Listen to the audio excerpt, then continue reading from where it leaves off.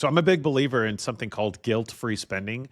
So what I do is I make sure everything's hatched down so that me and Rachel's retirement savings is what it needs to be, that our personal savings is what it needs to be, that our emergency savings is where it needs to be. And then Corey, whatever is left over, Rachel and I actually have a conversation about big ticket items. So the key with us is that we're making sure we're saving enough first before we do anything else.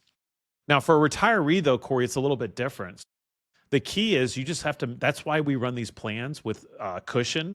So if you need 12,000 a month, our planners will say, well, you can actually afford 14,000 a month. So what that tells our clients is that they've got 24,000 every single year cushion. In this example, this is a generic example, that they can do some of these things and also have that guilt-free spending feeling. I don't want any of my clients, and I don't want to have buyer's remorse.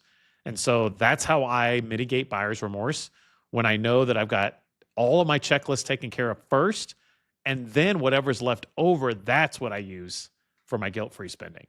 That's how I do it.